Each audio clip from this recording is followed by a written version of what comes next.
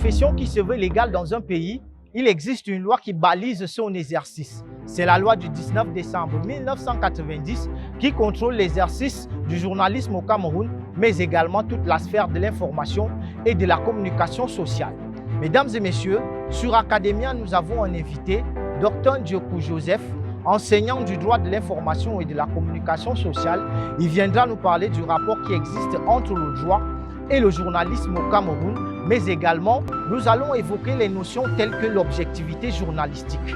Restez avec nous et écoutez cet entretien. Moi, je vous retrouve juste après. Salut à vous et bienvenue sur Academia, votre émission qui vous permet d'aller vous rattraper après avoir mal saisi en cours, en amphithéâtre ou en salle de classe. Aujourd'hui, comme invité, nous avons Dr Ndiokou qui viendra nous parler du rapport qui existe entre le droit et le journalisme au Cameroun. Bon après-midi, Dr Ndiokou. Bon après-midi. Et merci d'avoir accepté notre invitation. Pour commencer, comment peut-on associer l'objectivité journalistique au droit de la communication sociale? Quand on parle d'objectivité associée, je dirais même que l'objectivité, on ne peut pas parler d'association parce que l'objectivité fait partie de l'un des principes fondamentaux, n'est-ce pas, du journalisme. Et en matière d'objectivité, on peut penser que ça prend deux directions. Une première direction qui est la neutralité. Neutralité parce que le journaliste ne doit pas prendre parti lors, n'est-ce pas, de certaines discussions. Il ne doit pas prendre parti, il ne doit pas exprimer, n'est-ce pas, ce qu'il ressent, ses sentiments personnels, ou faire des commentaires en y intégrant, n'est-ce pas, des sentiments personnels. Ça, c'est le premier aspect. Le deuxième aspect, beaucoup plus positif, c'est celui qui fait intervenir le journalisme, n'est-ce pas, activement. À ce moment-là, il a le devoir de rester neutre. C'est-à-dire qu'il va prendre parti, non pas prendre parti, mais il va intervenir, mais en restant, n'est-ce pas, sur le fait, rien que le fait, l'information véridique, vérifiée et vérifiable. Voilà les deux aspects de l'objectivité que tout journaliste moderne doit intégrer dans son travail. S'il intervient activement, il faudrait qu'il raconte les faits, rien que les faits, mais des faits qu'on peut vérifier et vérifiables.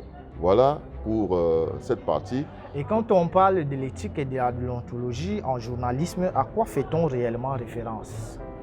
Disons que l'éthique est bien différente de la déontologie. Si on parle de l'éthique, on fait appel, n'est-ce pas, à la raison, au bien, au mal. N'est-ce pas? Le journaliste doit, lorsqu'il travaille, avoir des limites, savoir ce qui est bien, ce qui n'est pas bien, ce qu'il peut rendre public, ce qu'il ne doit pas rendre public. Là, c'est pour l'éthique. Maintenant, quand on parle de la déontologie, il s'agit de certains aspects, de certains principes et règles que les professionnels du métier mettent en place pour réglementer leurs activités. Et à ce moment-là, le journaliste se doit de respecter ces règles professionnelles-là. Sur une échelle de valeur, quelle est selon vous l'importance du droit dans la formation des journalistes? À mon avis, le droit doit être placé au premier plan parce que toute activité doit être réglementée. Si le métier de journaliste n'est pas réglementé, on peut porter atteinte à d'autres libertés. Donc, le droit viendra pour réglementer, pour empêcher que des abus ne soient commis, pour sanctionner au besoin. Même si, par ailleurs, le journaliste ou le journalisme aide le droit aussi, mais le droit vient au secours du journalisme, dans ce sens-là qu'il va aider le journaliste à mieux se défendre. Et surtout, nous pensons que le droit vient dans le journalisme pour poser les limites à l'action du journaliste, parce que toute activité a des limites. On ne peut pas penser que le journaliste puisse, comme cela, parler à une liberté indéfinie ou bien illimitée. Non, la liberté du journaliste finit là où commence la vie privée. Par exemple, des individus. Là où commence, n'est-ce pas, l'intérêt public, notamment la sécurité publique, la défense du territoire national, l'ordre public d'ailleurs. Voilà pour cet aspect. Et nous allons donc parler de la thématique aujourd'hui, le rapport qui existe entre le droit et le journalisme. Quels sont les facteurs qui constituent des entraves à la loi de 90 dans le journalisme? Quand il faut parler des entraves à la loi de 90, autrement dit, des facteurs qui empêchent le journaliste de respecter cette loi. Il me semble que le premier facteur, c'est l'information. Est-ce que le journaliste est informé de cette loi? Est-ce que les journalistes, la plupart, est-ce qu'ils ont cette loi? Est-ce qu'ils lisent cette loi? Comment est-ce qu'ils interprètent la loi? Ce qui nous renvoie à la formation.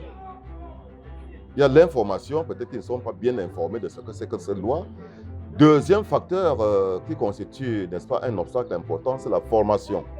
Il faut que le journaliste soit formé, n'est-ce pas, pour mieux posséder cette loi, afin de la respecter, n'est-ce pas, dans ses activités au quotidien. On va parler de la notion du droit tuno, qui est la liberté de recevoir l'information, donc le droit de s'informer des auditeurs et des téléspectateurs, qui, entre la loi et le journaliste, peuvent priver le citoyen de ce droit. Le right to know, qui est beaucoup plus développé en Amérique, signifie que le citoyen ordinaire, n'est-ce pas, a le droit de savoir, c'est-à-dire l'auditeur, le téléspectateur a le droit de savoir ce qui le concerne, c'est-à-dire si l'État, par exemple, l'a fiché, il faudrait qu'il soit informé, n'est-ce pas, de ce qu'on a mis comme information sur lui dans les ordinateurs ou dans les nets à l'époque moderne. Et s'il y a évidemment des choses à corriger, qu'il puisse faire corriger cela.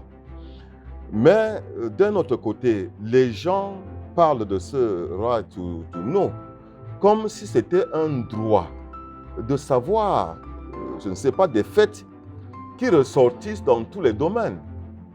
Nous, on dit que le journaliste, à notre humble avis, n'a pas à savoir ce qui ressortisse de la vie privée des gens.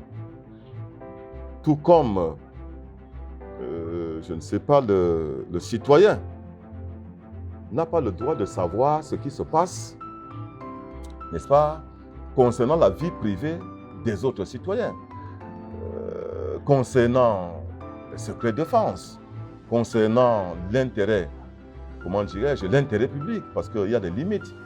Le droit de savoir, le droit de s'informer a des limites. Notamment lorsqu'il faut parler de certaines choses, le journaliste doit s'abstenir. Tout comme le citoyen, il ne doit pas tout savoir. Le journaliste ne doit pas tout dire. Et le citoyen n'a pas le droit de tout savoir, n'est-ce pas, sur l'intérêt national. On ne peut pas dire que voici où se situe, par exemple, le palais présidentiel ou le camp, les camps des militaires sur le territoire national, ou bien certains points stratégiques de la nation ne doivent pas être comme cela divulgués. Ce doit être caché.